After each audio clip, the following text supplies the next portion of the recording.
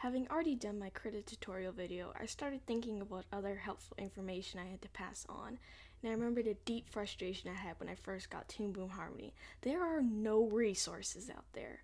What made it worse is I had Essentials, not Premium or Advanced, meaning I couldn't find any videos on how to use just Essentials for a total beginner. It took me a long time to figure things out, but with my knowledge, I figured I could try to make a half-decent tutorial on Toon Boom Essentials. If you have Advanced or Premium and are looking for somewhere to start, you can watch this video as well. Everything in this video will still apply to you, you will just have more features I do not have.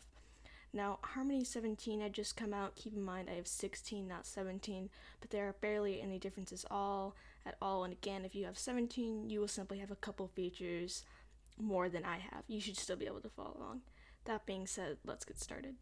So here I have Toon Boom Essentials open.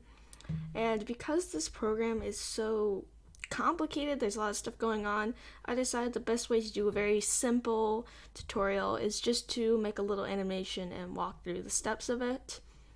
So here the program is first open, and you'll see over here we have our color swatches. Now in Essentials there's only vectors, so this is how vector colors work.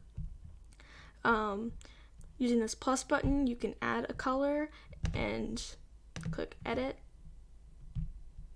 and you have to actually choose which color you would like. Every color you have has to be linked to this swatch over here. So since I'm just going to sketch, I'm just going to make a little blue color. I will name this sketch. And I guess, yeah, I'll use the brush tool to sketch. You can also use the pencil tool, which I will cover later.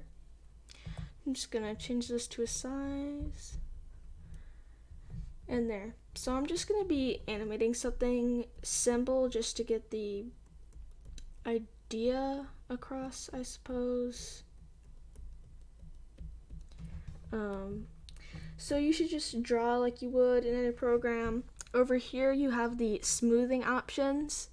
Now the higher the smoothing is, the smoother a line you're gonna get like that. Though for sketching you probably want the smoothing low to none. So right now I'm gonna have the smoothing at 0 because this is just a sketch. I don't really need the stroke to be smooth. There's a few different brush options over here, but and you can also have a fixed width one if you want no pressure sensitivity. But that's not something you should really worry about. The default brush is probably fine unless you want to change that.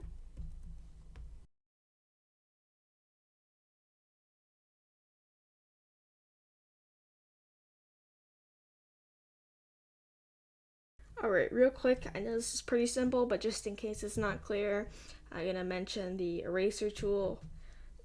There's not a lot to explain, but just in case. Yeah, works like an eraser. You can have a big square one or just the standard eraser, and the same smoothing settings apply. Sorry about that little bang.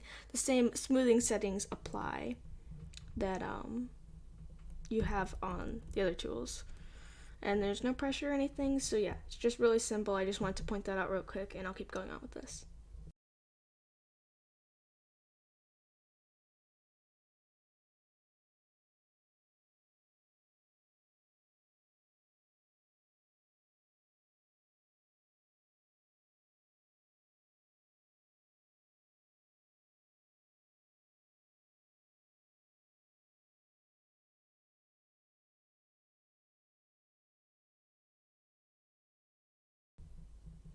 Alright, so now that I've just drawn the first frame of the sketch, I'll take this time to just explain a few basic tools. So first over here is the selection tool. It's not going to work like it would in a bitmap program. In a bitmap program, for example, let's say I circle this, you can see my selection in the green, then it would literally take exactly what's in that loop and just move it. But if you see, select things that were technically outside of that loop. So how it works in Toon Boom is if you select a line, you can literally move around just that line. Every stroke is an independent entity, and it can just be moved around freely. So you don't, sorry, I lost my train of thought there. So if you just select something, it's going to select the whole line. Even if you just try to move this, you can't. It's going to select the entire thing.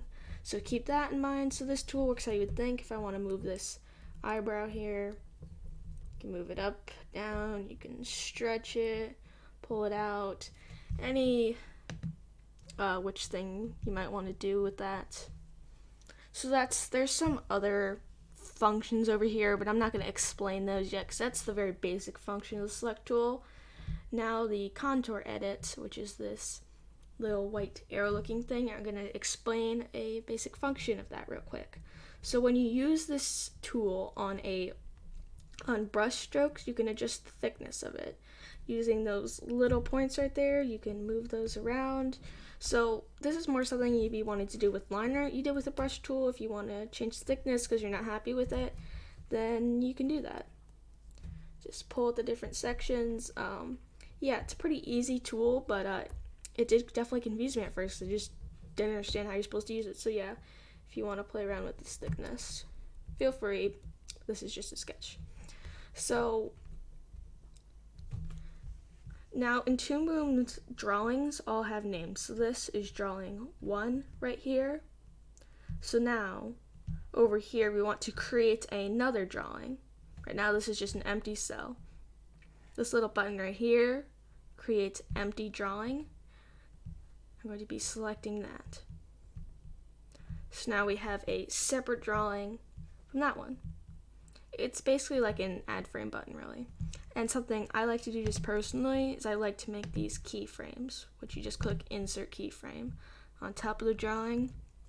The reason I like to do this personally is because the way I have my shortcuts set up, I can flop, again, sorry about that noise, I can flop between the keyframes on my keyboard like that. This is something I don't see other people do, so I think it's just something I kind of made up.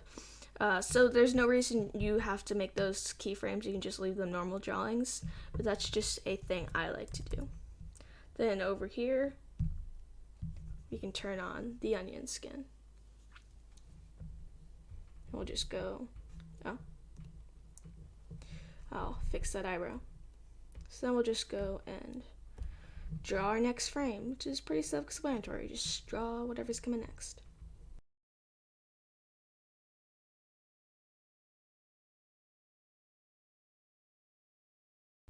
Alright, just something I want to point out real quick. I realized I actually messed up somehow. I set a color aside called sketch, and I didn't use that for the sketch. That's dumb. We're just going to pretend that's nothing. I guess I'm using this blue now, but just wanted to point that out in case anyone noticed.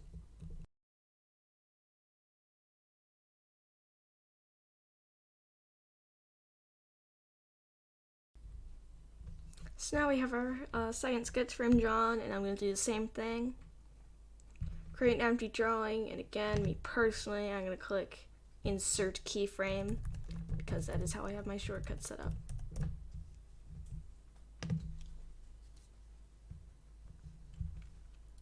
Oh, another good opportunity to point something out. These little things at the top here. We can decrease or increase the range of the onion skin. It goes both ways, so that's a handy thing. Since I only really want to see one frame right now, I'll just go like this, and I'll have that. You know, I might as well actually just delve into all those settings. So preferences right here. Because this is the Essentials version, we don't have fancy onion skin options, but in the light table settings, you can have colored outline or original colors and original colors if you'd like to see that. Literally shows it in the original colors it's in, so it's blue because it's a slightly faded blue. So those are the only options you have for your onion skin, unfortunately. So but if you do prefer the original colors over the red and green, you can do that.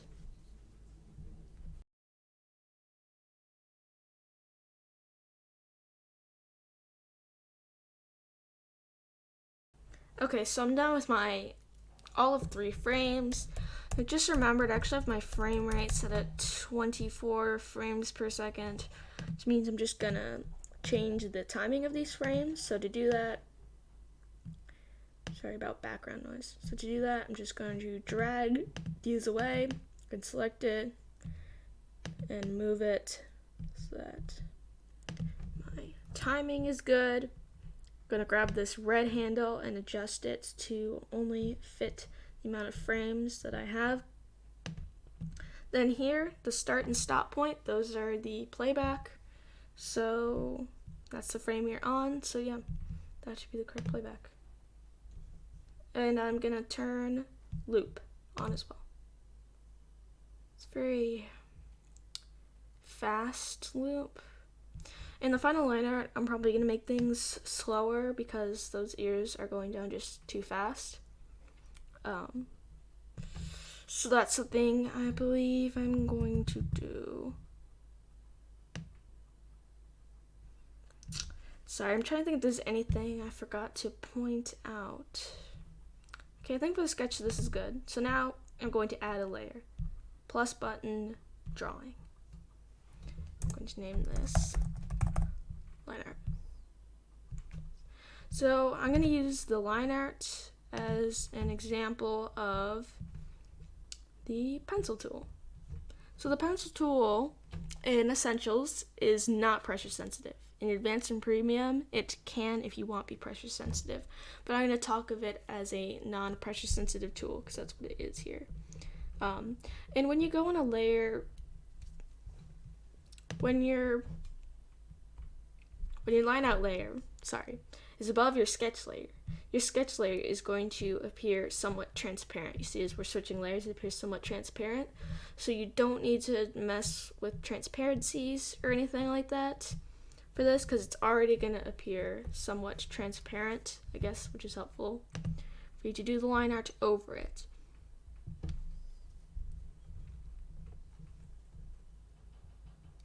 The line art is... Sorry, I need to explain the pencil tool. So pencil tool at first, draws like a normal tool was, and again, no pressure sensitivity. When you go to this contour tool, that's where things change. So this is not controlled by those outlines that change the pressure like that. That's not how these are controlled. This is controlled with little centerline points. So you can adjust the line to make it to your heart's content perfect. So if you want really perfect looking lines, the pencil tool is probably going to be where you're going to want to go. But again, it's not pressure sensitive. So if you want that, you're going to have to use the brush. And over here in operations, we have smooth. That makes things smoother, it removes extra points.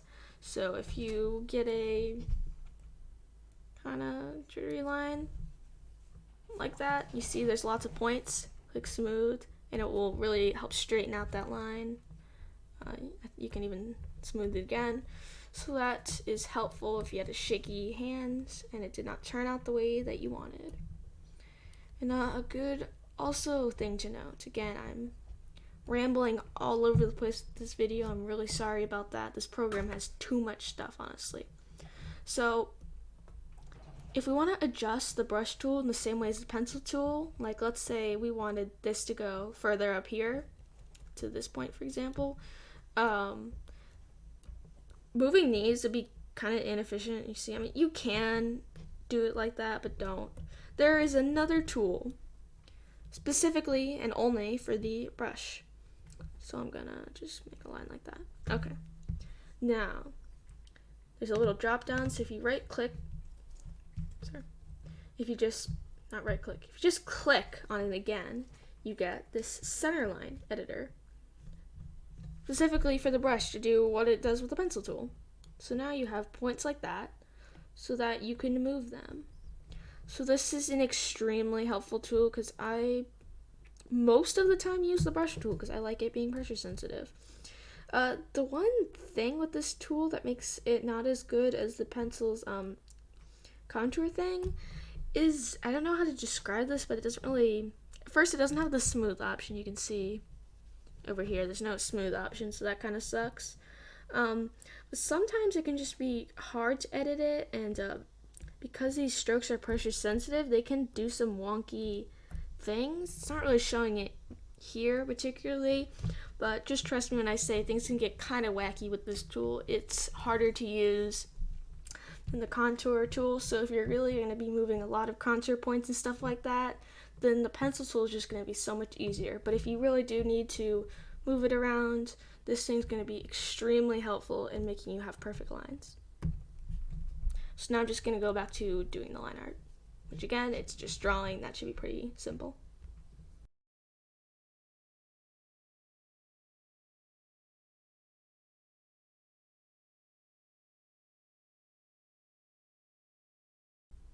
Sorry, another quick stopping point, because I always realize when I do something I didn't explain. I don't know if you used this tool before, but the cutter tool, it's really useful. Let's go quickly. Pets in the background. Sorry about that noise. So let's quickly show how you'd use that tool. So let's say, doing this part of the, no, that's a bad example. Okay, I'm gonna do this eye over here, for example. Now you can clearly see how these two lines overshoot onto the muzzle. Now you could just go and erase like that, but there's a better way to do it. So the better way to do it is to use this cutter tool. You just kind of go snip. You take it, slide, and it just cuts it off. This is really helpful because for creating smooth lines, overshooting is really helpful. So if you ever just overshoot things real quick, or you're just making these eyes and you don't want to do the slow, painful thing of going like that and getting a jittery line. No, if you just want to do a quick thing like that, it's super easy. You just slice it right off and it's great. So this is a really useful tool, and it works through the pencil and the brush tool.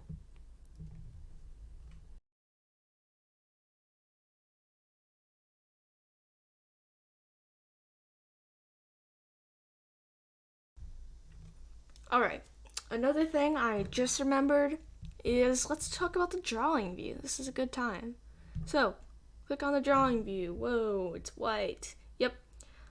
What the drawing view does is it isolates the layer that you are currently working on in this white space like this.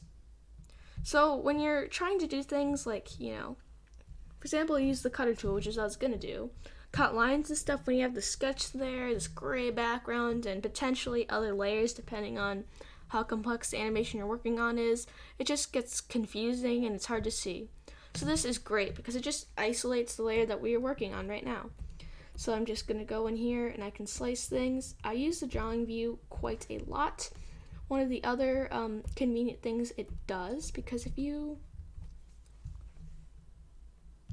click this button, you can see the other layers. So if you need to do that, then you can click to see the other layers, but I usually keep that off. But if the drawing view can do that, then why do you have the drawing view, you might ask? Well, the other thing the drawing view has, separate from the camera view, is the lack of the camera. This box right here is the camera. And in order to play with that, you need to add a camera layer. And to that, while you have that selected, insert a peg. The peg is what you need to be able to move this camera. You have to set keyframes, use a transform tool, move the camera around to your heart's content. I don't know if I'll have time to fully explain all the caveats of the camera tool, but just know that that's there. And you can have camera movements and all sorts of things going on. So if you have that going on, which in many of my animations I do,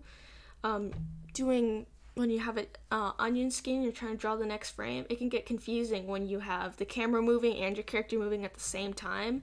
So the drawing view makes it so that there is no camera. So it's much easier for you to draw the next frame if you don't have a camera to confuse you about where your character actually is and just things like that. So this view is super helpful, and I don't think any other animation program has something like this, to my knowledge. But I definitely really like it and use it a lot. So yeah, I'll keep going on with this.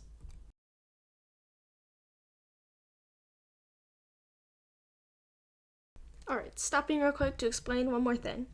So usually if I'm going to start drawing on this frame, it usually just fills in the gap to make this part right here just show the drawing before.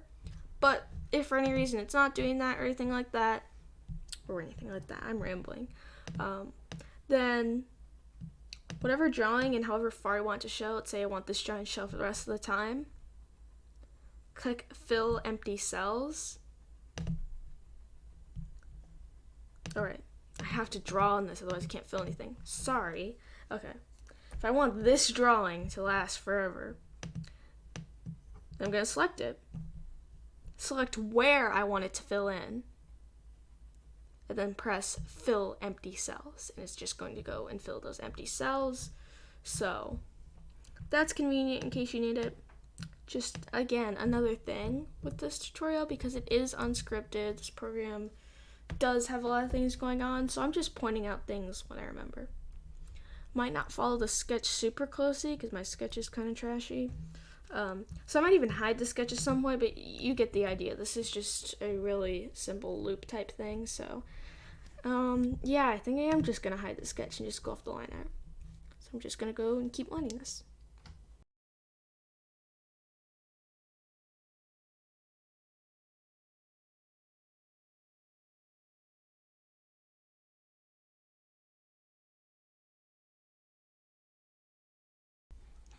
Another quick thing I wanted to point out is copying and pasting. No, it's pretty simple, but just in case, just gonna stretch this out real quick so I can show what I'm trying to say. Alright, so say I want to I'm gonna turn off on this again. Say I want to copy this frame over here. So if I just want to copy this whole thing, then the easy thing to do is copy cells from timeline. Bam. Go over here. Paste cells in timeline. Wow. Same drawing here and here. Now the important thing to note is these are the same drawing. This says line art 2. This is also line art 2. If I edit this drawing, it affects this one too. If you want to change this drawing without changing this one, you're going to have to make them separate drawings. How to do that? Go to the one you want to change. Duplicate drawing. Now this is line art 2, and this is line art 4. If I scribble on this one, it does not affect this one. Great, awesome. I'm going to delete that now because I don't need that. Where's the delete button? Okay. Second type of copying and pasting. If I want to copy paste this eyebrow, circle, Control C, go over here, Control V. Wow, so I can slide that eyebrow down and I can save some time. And just to show without keyboard shortcuts,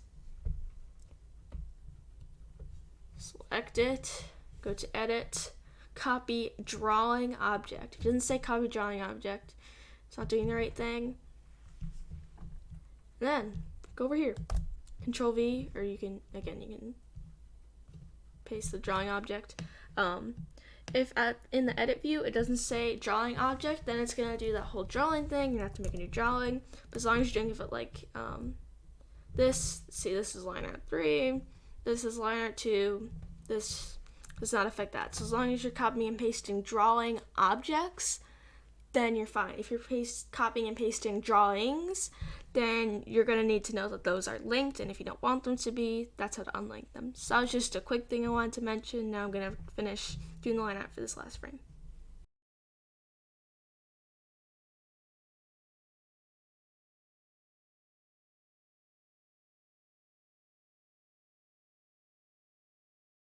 Alright, so I believe that I am done with the line art. So now let's talk about coloring and all that stuff. There are some different ways to go about this. So what I'm gonna do is I'm gonna duplicate this layer.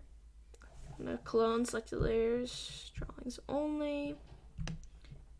Put that under there. I'm gonna lock that, hide that. So maybe I can potentially go over some other coloring methods later, but for now I'm just gonna go with the standard one. So for my standard coloring method, there is no need to duplicate the line art layer. Real quick, what I'm gonna do, I'm just gonna fill in that little lip thing. It's not really a main step. It's just something I kind of want to do because it's been bugging me. Paint bucket tool works about how you think it would. So over here, this is the closed gap, so I have that set at 2. Now just make sure the paint bucket fills in the shape entirely. Because it's a vector though, you really shouldn't have any problems with it. It should just fill in entirely. Perks of vector. So let's say our character has some patterns that do not have line art on them. Time to use the pencil tool. You have to use the pencil tool for this. Don't use the brush tool. So I'm going to actually go and edit this and give this a name. I'm just going to name this patterns and watch what I do. So wherever we're going to have patterns, maybe we can do a nose right there. Just line it in. Line it in so that we'd be able to fill it with a paint bucket, like, you know, if it was green, like that. So we're gonna go, and I'm just gonna do some simple pattern. Think maybe just the nose and under the eyes, because I really don't feel like tormenting myself, but however many you have. Sorry about that potential blip. I don't know if that little blip in the editing was noticeable. I had some noise, I had to quiet down. Alright, so we have that lined, and again, we'll be able to paint bucket those. Don't worry about getting rid of those lines yet. I will go over that later. Now, shading, which if you don't do shading, don't worry about this then. So I'm going to go name this color shading. Red and green are typically the colors I use for this, but you can use any color you want. So I'm going to do kind of the same thing wherever we're going to have any kind of shading there. I think under the head is good, and maybe I'll do because I want to be able to show a here what I'm going to do actually is let's never mind that. I'm going to have a like a little cream chest or something like that. Just so I can show a specific example, because you're going to be like, oh, the shading and patterns, those overlap. So that's why I wanted that to happen, so I can show you how to deal with that. But for now, you're just going to, why did I line the last frame first? Yeah, whatever. We can work backwards. That was dumb of me. Pretend that you lined the correct frame.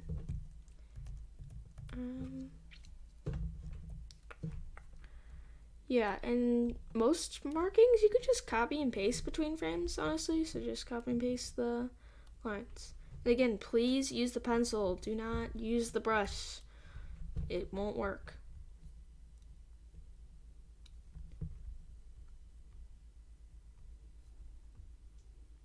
Not too concerned about explaining this because it's just pretty simple.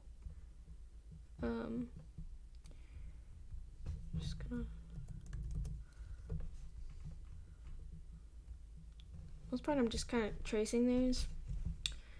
Again, I made this so much more difficult for myself by doing it backwards. That was just dumb, honestly.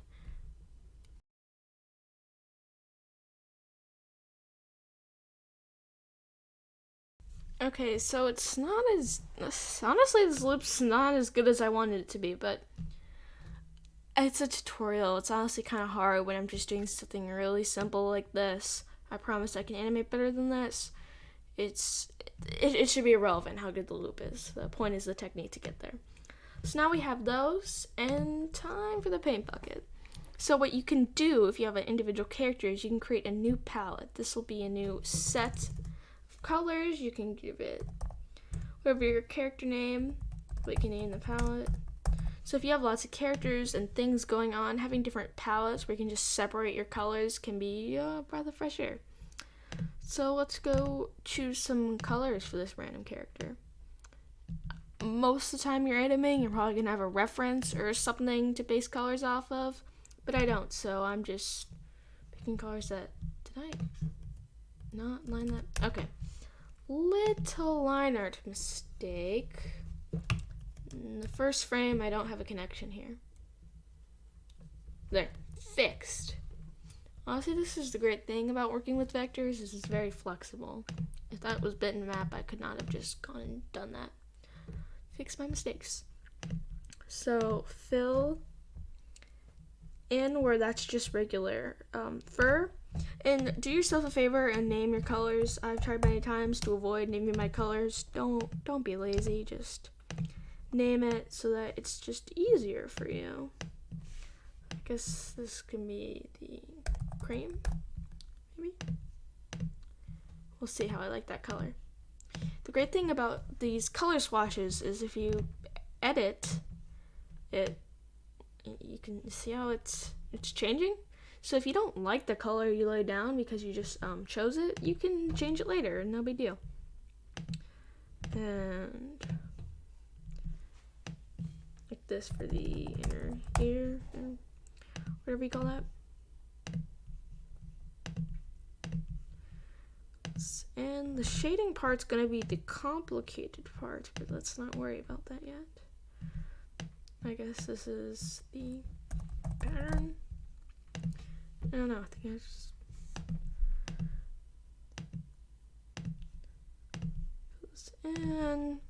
And just gonna have the nose be black, which is the default color. And I don't like that color. I'm gonna edit it. There. Much better. Okay, shading. This green under here is where it's gonna be shaded.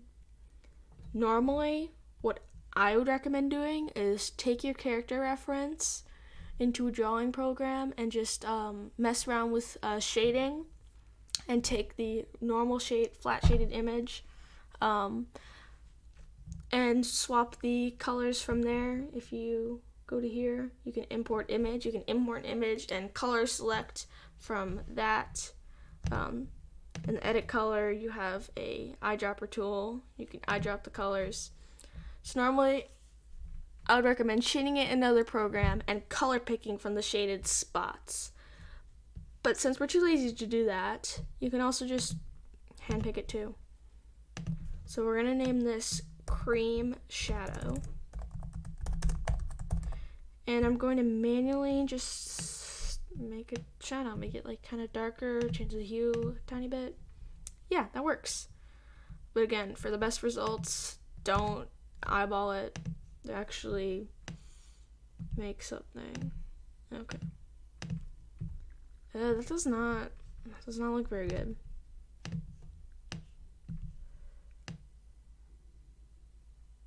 Okay. We will live with this for now. I can always edit that later. So that's the important thing to know about shading, and get it like this. And we have an eye color. Now, I give up on my naming the color swatches. This is 3 frames. If I get these colors mixed up, that is my own fault. But do name your colors. If you have a long animation, it's easy to get things mixed up. So just name your colors. Be kind. There. And you can always choose to remove these lines last. Like you color all your frames and you can remove these lines. Or you can remove them per frame, which is what I like doing because I just like getting to see what it actually looks like because these lines are kind of distracting. Here's the easy way to do it. In the selection tool, you see this little red arrow thing? Click that. That's the color selection tool. When you select a color, I'm going to hit the delete key. Wow, you can select an entire color. So if I select this section right here, click delete, I can delete anywhere where that color is.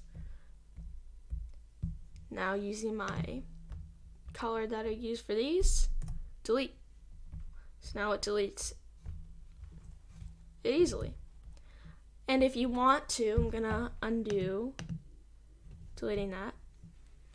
And if you want to just do it for all your frames, if you just want to make it easy, still have that tool selected, then click on this, apply to all frames.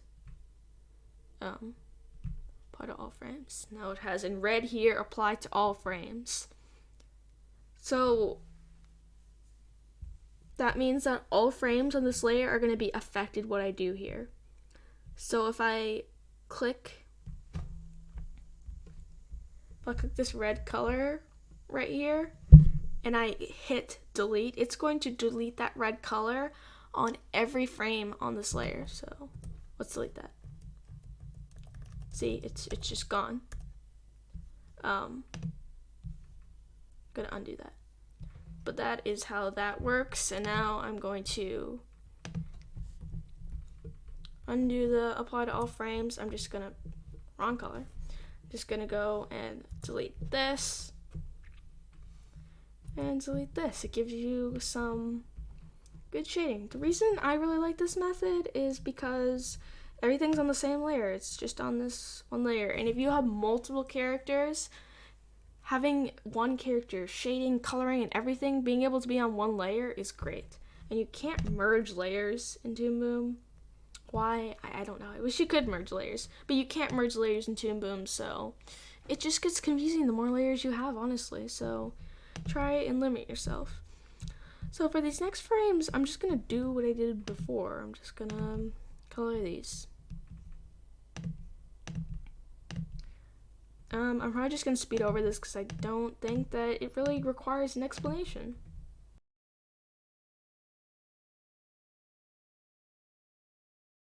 Done coloring and deleting the lines, and I basically have a finished animation here.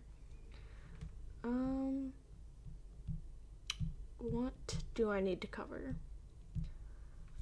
Just a little thing. If you want to, let's say you just want to export this with a white background. I don't have any background in this right now, so this is going to export as black. How do you fix that? Easy. Color card. It's under the little add thing. Add a color card. Default is white. If you want to, no. Default is white. If you want to change that, layer properties, mess with those color things. But you probably just want it to be white, so just leave it like that. So there we have a little animation. Maybe you can technically draw a background in this program. I mean, it's not really, it's vector at your own risk. But let's say we want to have like a cool background.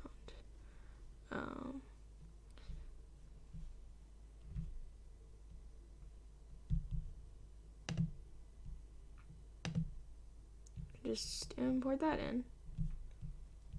I wouldn't mess with any of those settings. It'll just, yeah. So you have a floating head on a green grass. Beautiful. Gonna apply this camera mask, which just masks out everything outside of our main drawing box area.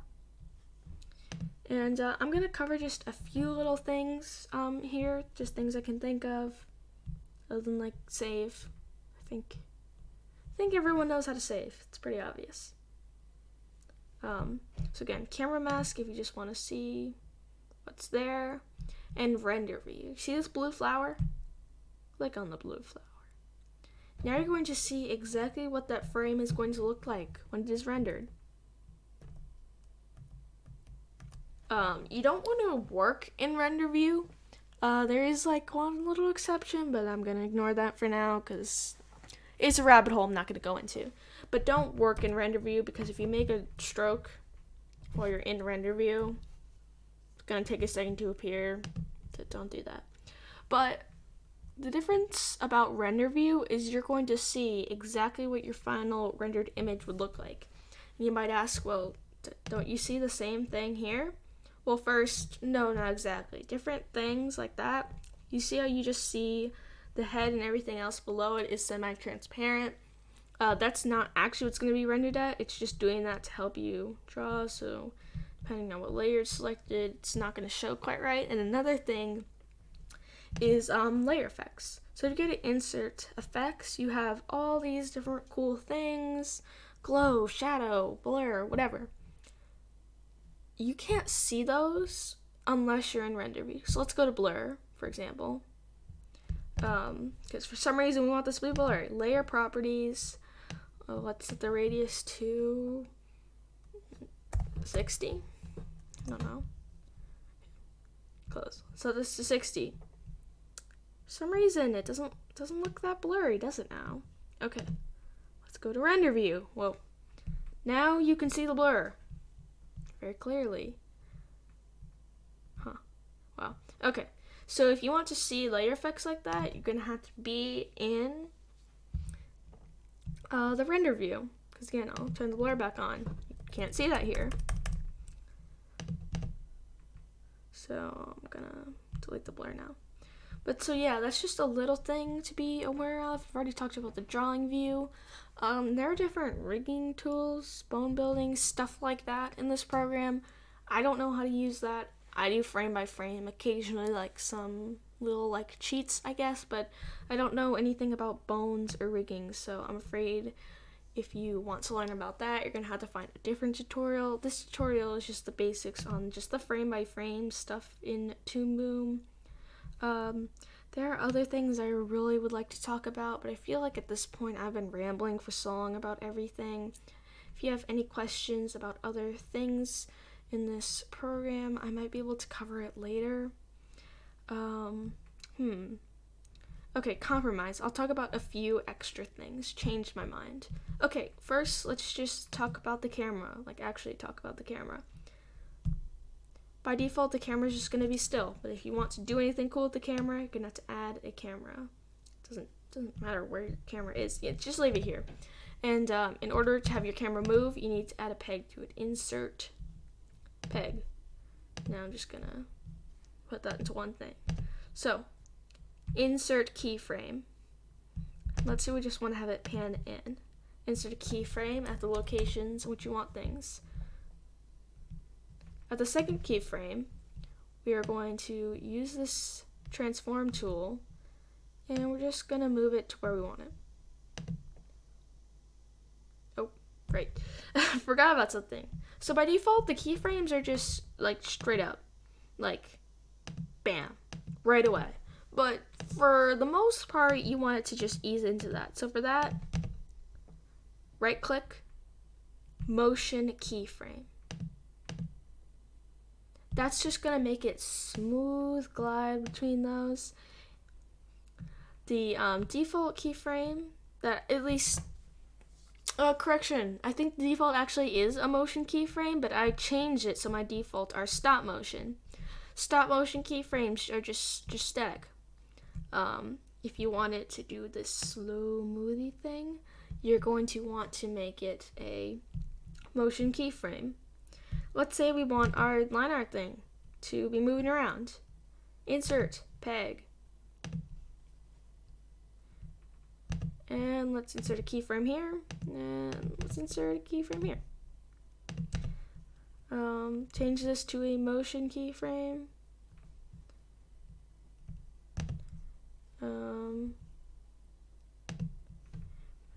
And then let's we want the head to just, yay, there we go.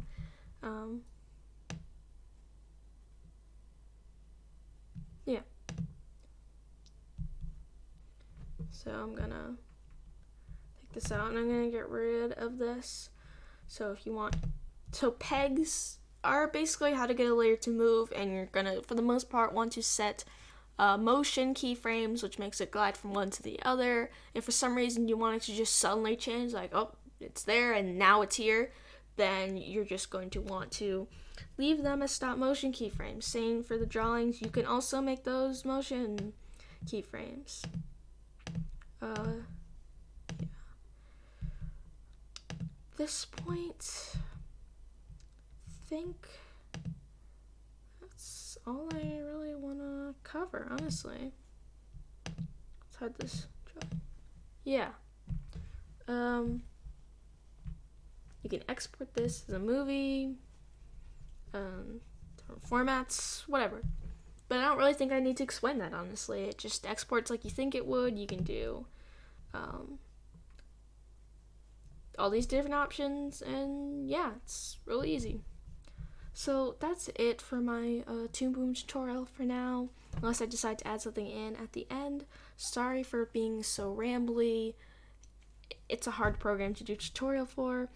Any questions, feel free to ask them. I probably will know the answer. And if you want a specific video for anything relating to this, I can probably do that too. So thanks for watching.